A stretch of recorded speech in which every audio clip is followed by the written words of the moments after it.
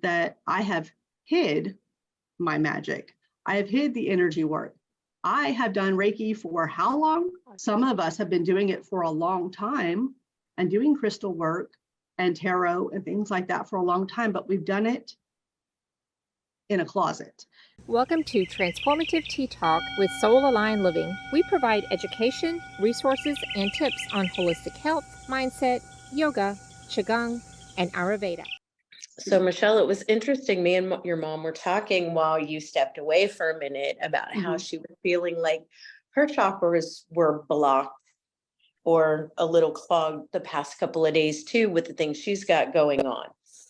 And so yesterday, I have had the worst week ever.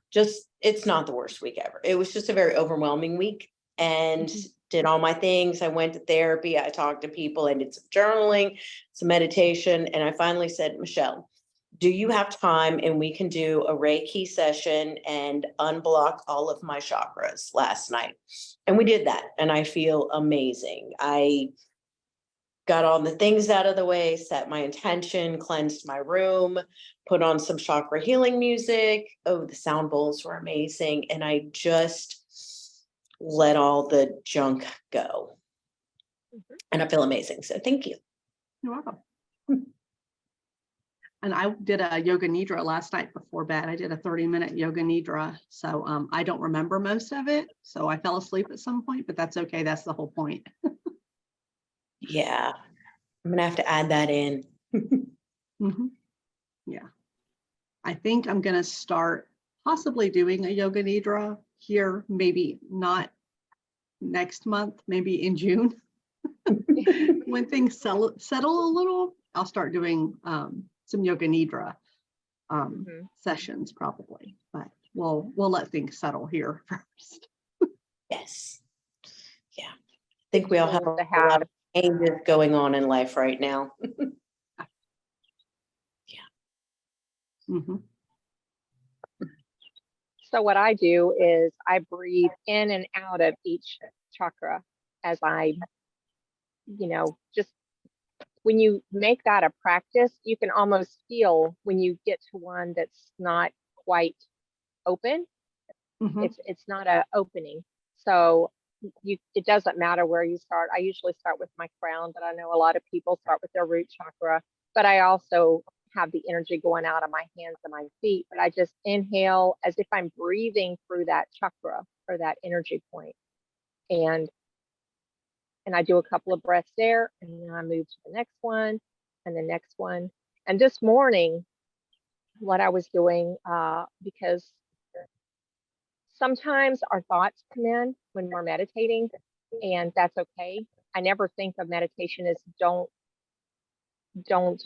think, because you're going to think, but just be aware and don't go with the thought, and learn some strategies for that, like imagining that their thoughts are on a wave and they're just like a little leaf floating down and floating away.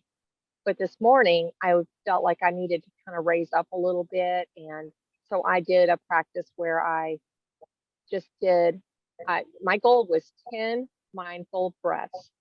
And if I had a thought, I would just start over. And 10 mindful breaths, because I tend to like get going on something and not even realize that I've left the building and I'm on a thought. And I'm like doing an automatic pilot, and like even affirmations and gratitude, I've caught myself doing that, and it's like, no, it's mindfully. So I did that as well this morning, just breathing in and out through my crown chakra and my third eye, because that just kind of gets me in a really good space. And 10 breaths, and it took me 5 tries, but I made it, and felt so much better after. So just simple little things like that. It really did not take that long, but it helped get me it opened me up a little bit, raised my vibration, and got me ready for whatever I have to do today. That's awesome. I think I'm going to keep that one. Yeah. That's a good practice. That was, and I think a good practice too would be to like feel your heart space, be aware of your heart space before you do these 10 breaths, and then just kind of notice it after and see what it feels like.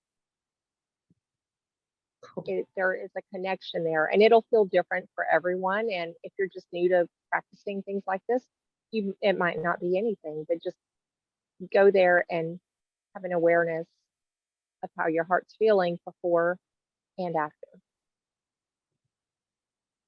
That's awesome.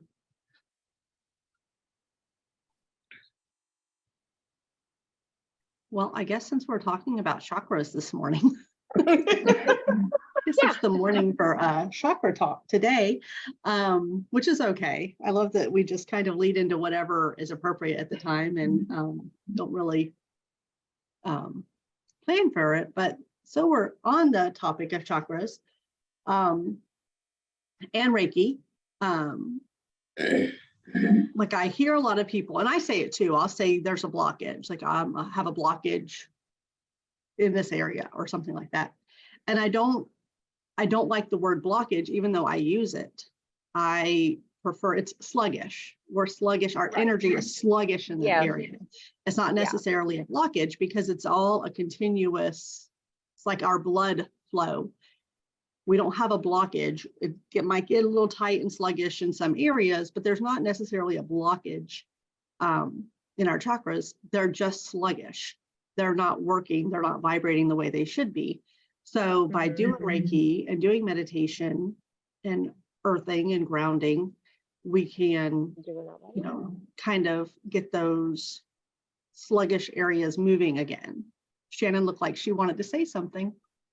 I was going to say out of balance. Yes. That's out of balance. That's a good word to say. Yeah. Yeah. That's a good way to put it. Yeah.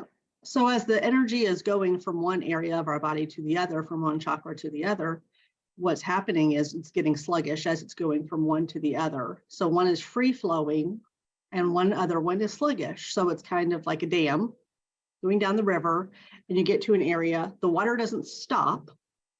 It just kind of slows down a little bit there and then what happens on the other side is the water just goes as it's going through. So if we get that, so it'll be all nice and clear flowing in that type of movement. So. Yes. I don't like the idea of blockages, and I don't feel like our energy is ever truly blocked completely. We just kind of get a little stuck there. Yeah. Sluggish. I like that word. That's better. Kind of like our digestion. Yeah. When we're not eating well. So, yeah. Shannon's looking to the side. As I'm having my Coca-Cola this morning. What? I know. Shannon's not following the rules of tea or coffee. She's having coffee. Soda. I had my coffee like 2-3 hours ago. Shannon's been up working since 5:30.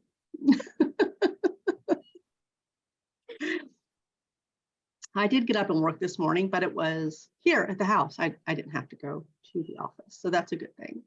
So I've had coffee too, but now I'm having my tea. So we were talking last night, Michelle and I, about generational trauma, ancestral trauma. So we're going to go there this morning. I was going back and forth on if we were going there this morning or if I was going to talk before about other things. But I guess we can talk about ancestral trauma. I'll lead in a little bit. I'll help you lead into it, Michelle. So yeah, I have been on my journey for a little while because I realized I'd had a reading at Casadega a while back, many years ago.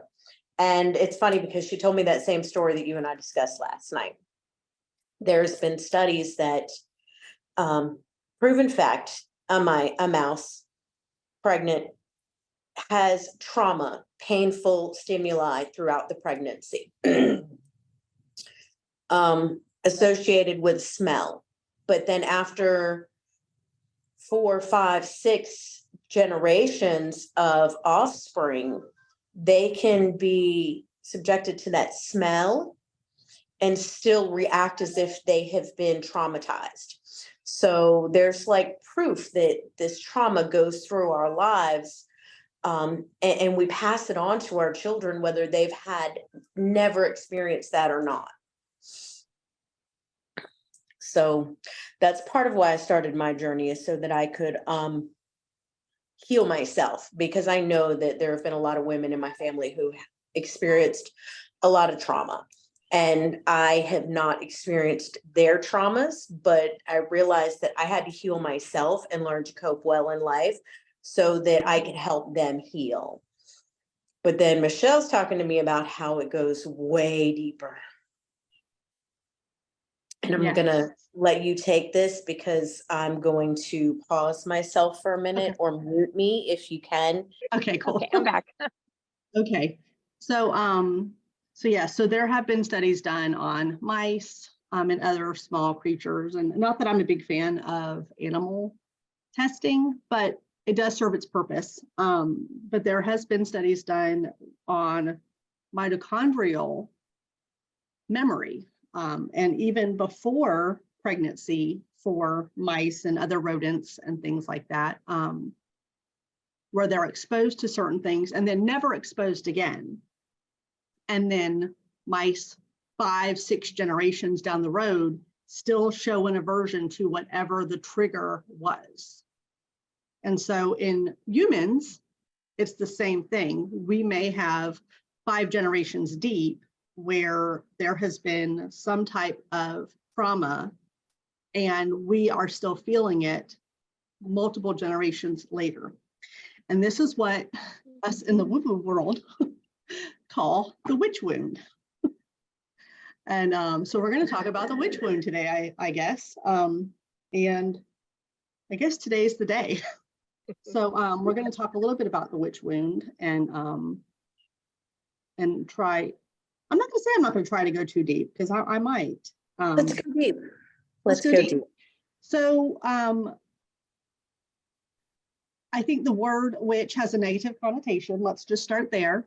That witches were demonized several generations ago, and witches weren't always witches. Witches were women of all kinds. And we were just deemed as witches because we knew too much, we said too much, we didn't act a certain way.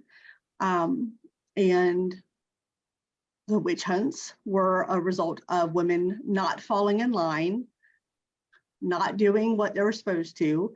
Before the witch hunts started, women were the wise counselors, women were the healers, women were the midwives, the medicine women of prior generations. And then we had men, basically. I'm sorry if there's any men watching this, but we had men come in and basically weren't happy that women were in charge and decided that women that don't toe the line, that don't fall in line with what they want, are witches. And so anyone, regardless of who you were or your status, could be accused of being a witch. And all it took was a man saying she's a witch for women to be ostracized, kicked out, and sometimes killed. So many times killed. Many times killed, and sometimes just sent out to the edge of whatever the area was. And as long as they didn't mess with the rest of the town, they were allowed to live freely. And people would still go seek them out for care and herbal remedies, because, you know, herbal remedies were also an issue, even though who provided us with herbal remedies? God. That's something that God provided us with to treat ourselves with, not man-made medications. And that's a whole other topic that we're not going to talk about today, because today's about ancestral trauma. And I have a whole lot to say about all of that. So with the ancestral trauma is that, and this goes back, we talked, I believe it was last week, about women, you know, were raised up to be more compliant. and to, people please and to be the quiet ones and all these things. And it all goes back to our ancestral trauma that women were taught to, if you weren't compliant and you didn't fall in line, you could be accused of being a witch for merely existing and having an opinion, merely existing and talking, merely existing and not abiding by what your husband said or by the townspeople. You could just be, you're automatically a witch because you spoke your mind. So women were taught to stay in line out of danger. And we still feel that today. And we teach our children that today because it's ancestral trauma.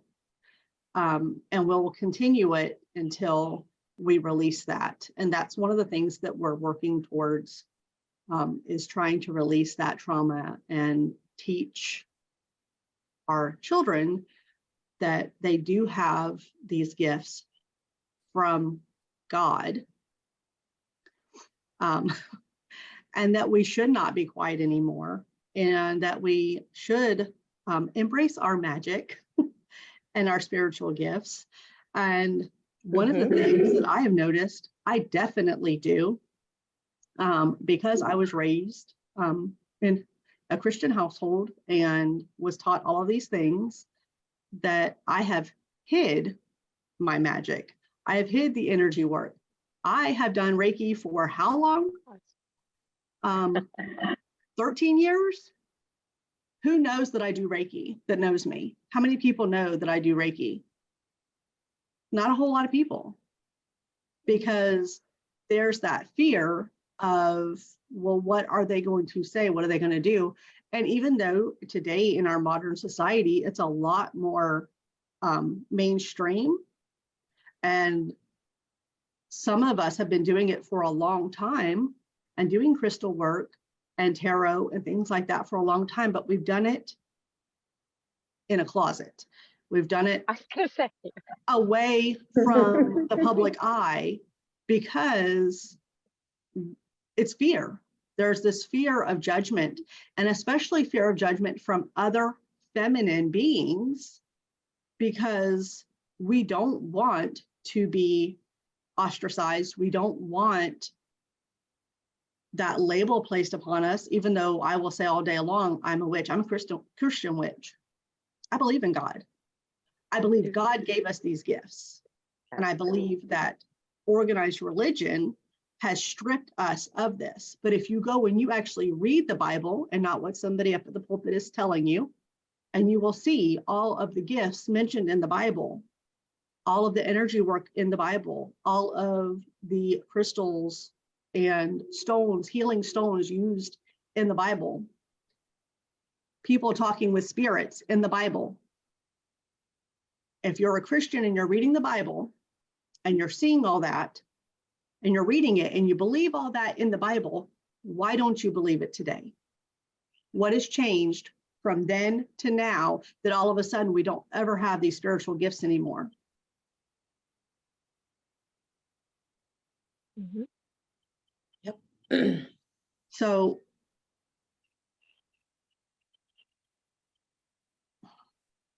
I'm trying to be very careful, and I shouldn't be. I shouldn't be careful. I know I threw away my first set of tarot cards because I was told that they were from the devil.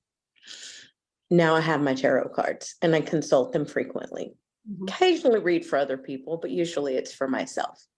Mm-hmm. And I know that in the Bible, they talk about women foreseeing the future, and that's a gift. So I embrace it. Mm-hmm. So today is our coming out day. I'm coming out. Yeah, because and we may lose some people in our group, and I might lose some followers with some of my posts. I mean, that's okay, because I feel like it's been silenced for too long, and I'm not willing to go that route anymore. Yeah. So, and also more people might go, maybe I was afraid to step forward. Mm-hmm. And because I know that I've known you for 15 years, through nursing school. I 20 never years? knew. 20 years, Shannon, 20 years. 20 years. We've known each It's other not for that 20, 20 years. 21 years, I think. But anyways, go ahead. 2002. Oh my gosh, it's been 21 years. I found out about 5-6 years ago about your Reiki and witchy things, and I was like, yay, me too. You would be surprised. Mm-hmm. Yeah. You'd be surprised how many Mm-hmm. that are out there being closet spiritualists or closet witches or Mm-hmm. whatever you want to call it. Because in our society, you know, you got to be careful in your Mm-hmm. workplace. And it's really neat to connect with someone who has the same belief system as you do, because growing up, I know I always thought I was different. Like there's not one of these things is not like the other. And for me, it was me, because I didn't think that way, even though I came up the same way Michelle did, being taught the same things. Mm-hmm. And had it not been for some dear friends who invited me on a trip to Casadega, that I went there and I was like, oh my gosh, I get chills just thinking about it. This is it's this is it. This is real. I always had like some type of feeling. I don't know. I don't even know how to describe it, but it was just there's something more. And what I was taught was not it. It was more. And when I went with these friends, I will always be eternally grateful, because in that weekend, I learned it was okay Mhm. to let that part of me be and exist and explore and learn and grow and share. So if any of my friends are watching right now, you know, I am eternally grateful. Thank you. And I think they're in the group, those couple of Yeah, friends they, at least yeah, are. And yeah. So yeah, it's and I would say I lost my train of thought, because that happens because the way my brain is set up. I read Talia's comment. She said, I don't remember when I learned it, but remember being a little surprised when I found out, because I always saw Michelle as such a church Christian person. The words to explain aren't easy. And I was such, like, I was there every Sunday. My dad's in the band. same. We were there every Sunday. And I did Awana, and I still hold all the beliefs about God and Jesus and all of that. And I know some more woo-woo-wee people, woo-woo-wee, woo-woo, whatever. They don't, and that's fine. They can believe whatever they want. There's no judgment on that Right. or anything. I still hold that same belief about God. However, I also was very self-righteous in my beliefs. I was a very self-righteous person in those beliefs. And it has been very eye-opening, the vast difference between church people. And I think we have some of our church people here in the group. And so just know that we might not be talking about you, but we also might be. So kind of evaluate your past if you're listening to this and you think we might be talking about you. We might not be. So you have to evaluate your own past, and I'll let that part go. But the vast difference in how Christians, proclaimed Christians, treat people that are not Christians, or that don't hold the same beliefs, versus people that are not Christians, or maybe believe in God and believe in Jesus, but don't partake in organized religion and how they treat people. And I've always, we were raised, amongst other ways, to treat people Christ-like. We're supposed to be Christ-like. And what I found in Right. church is It is exactly opposite of Christ-like. The way people are treated at church, out of church, by Christians, proclaimed Christians, I can't talk this morning, is not Christ-like. There is not any that love. There's a lot of hate, and that's not what my God teaches. And I think that is where I first started to look elsewhere, is because if God is a God of love, why are we preaching hate? Why is there so much hate? And I do want to preface that by saying it's not all churches. It's not all pastors. It's not all teachers in the Christian faith. It is the vast majority, though, that teach this. And I will always remember my mom telling me about my great grandmother, I believe, my grandmother's mom. And so she wasn't allowed to go back to church because her husband divorced her. So she couldn't go to church because her husband divorced her. Where does that make sense at? In what world does that make sense? Her husband divorced her and left her, and her Christian faith and friends turned their back on her. And she continued to send her children to church, even though she was no longer allowed to go. And this wasn't supposed to be a sermon. But it's kind of starting to feel like it is. Like, that's not my God. But that is a witch wound. It is. Because you don't feel good enough, you feel ostracized because of what people at church have said. Mm-hmm. Do you think that God didn't love her anymore because her husband divorced her? No. But you know who didn't love her anymore? People at her church, because her husband divorced her. Yeah. So our desire to be liked is well connected to this ancestral trauma that we experience from this, because if people like us, they'll let us stick around. They'll let us stay. If they don't like us, and they don't like what we have to say, specifically today, they might be outcast.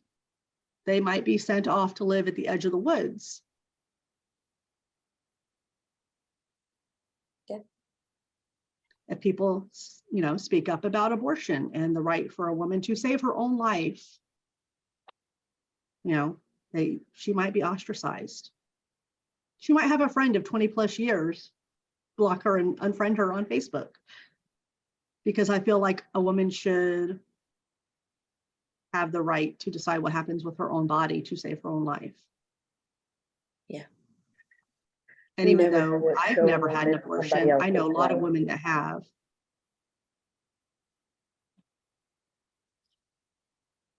I have. Mm-hmm. I have. It's not an easy decision. I know. I don't judge people. You never know what's going on. No. So, let's see.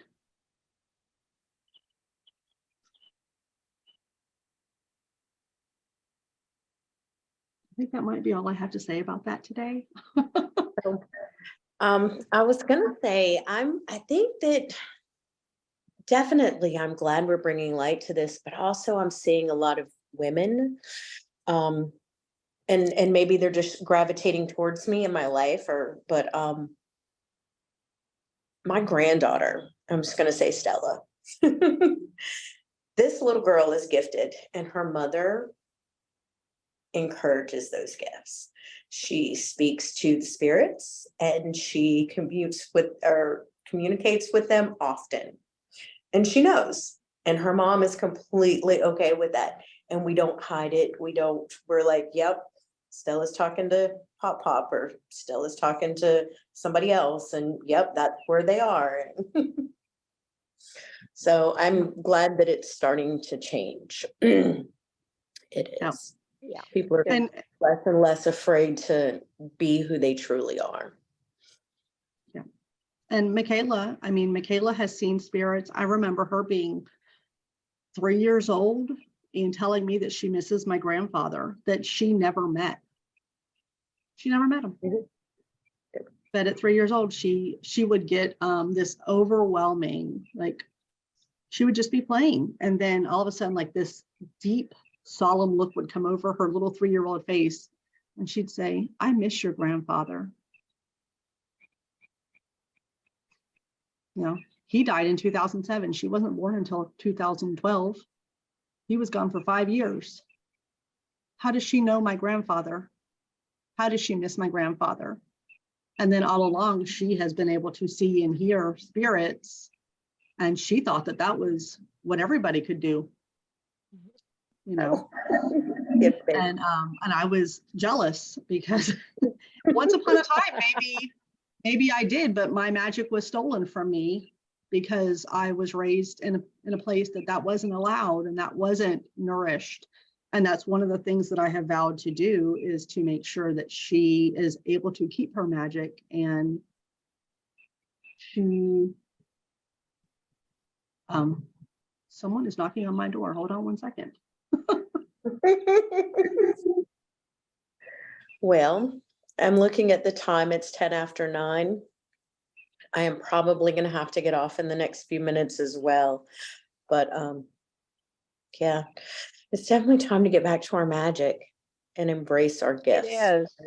and It is speak to something. the spirits or foresee the future or feel someone's emotions and help them heal through energy work.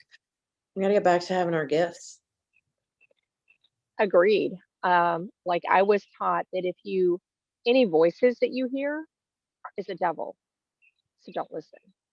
Mhm. And which made me not listen to my inner voice, my guidance, guides, whatever you want to call it, but that we all have that. And Mhm. just being, it was just the way I was taught. So it wasn't okay for me for a long, long, long time. I just, I had to be like, and then I would be freaked out because I would think, oh, you know, evil, devil. I Mhm. need to be better. I need to act more Christian-like. I need to be a better person. So it would almost be like a frantic thing because I had this guilt because, I'm not supposed to listen to that. But again, like in biblical days, angels Mhm. spoke to people all the time. God spoke Mhm. to people all the time. There Yep. is an inner voice that helps guide us, and that's what it's Mhm. there for. And so that so I think we would all be better and feel better if we knew and could tap into that and know it was okay. Yep. So find Yep. our magic, get back to our magic, like you said.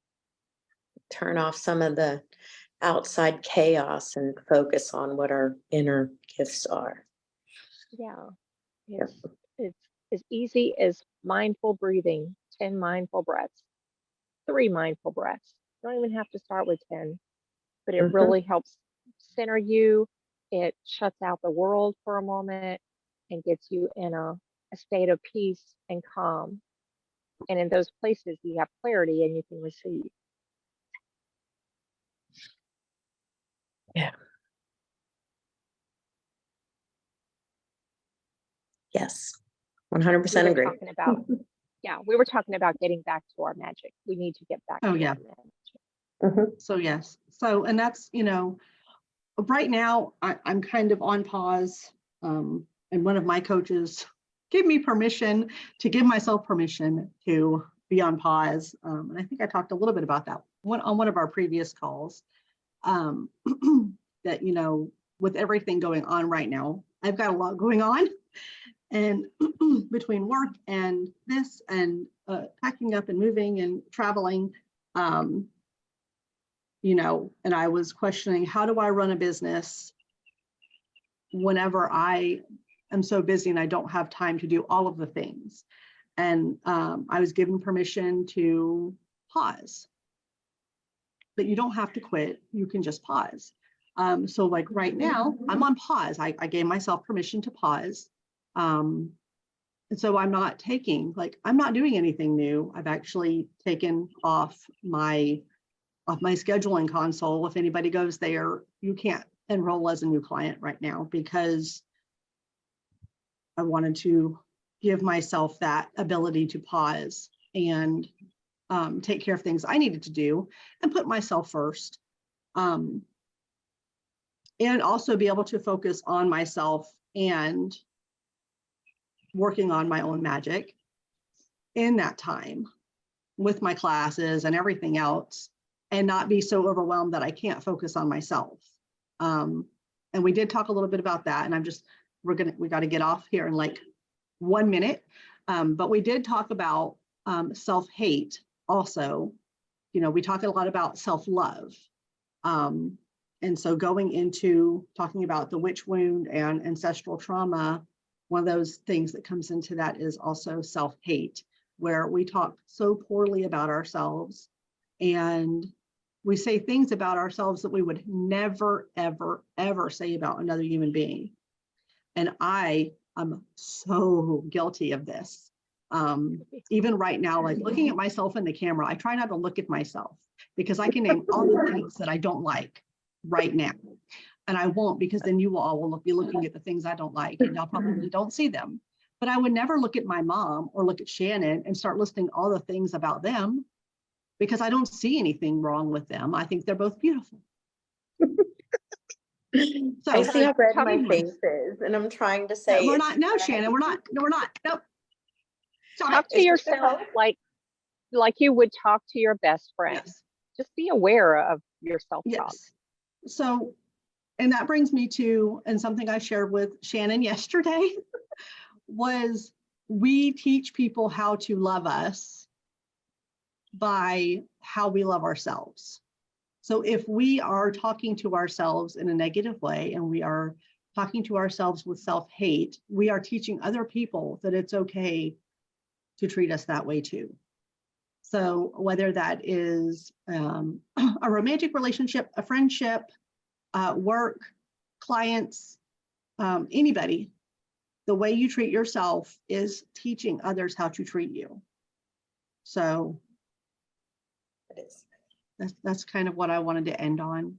So I'm treating myself kindly and giving myself grace, as I'm often reminded to by these two other ladies, because I don't give myself enough grace. So Yeah. So that's all I have for today. yeah, that's our plan for the week, is to give ourselves love and grace and the room to heal. Yeah. All right. All right. Well, that was a lot. That was a lot. That was kind of deep. And it was. I kind of contemplated going back and forth on if that was going to be our discussion for today. And then Shannon just kind of threw me in there. So, I did. So it was our discussion for today. And I didn't really read our Facebook comments because I was talking most of the time. So I'll go back and read those once we get off. If there's any questions about any of that, comments, good or bad, I'm okay with bad. I prefer the good though. And but if there's any questions, you guys can always comment and leave us, questions or whatever, and we'll address them on our other call, or we might answer them right there in the comments. So, and with that, have a good rest of your day. Bye.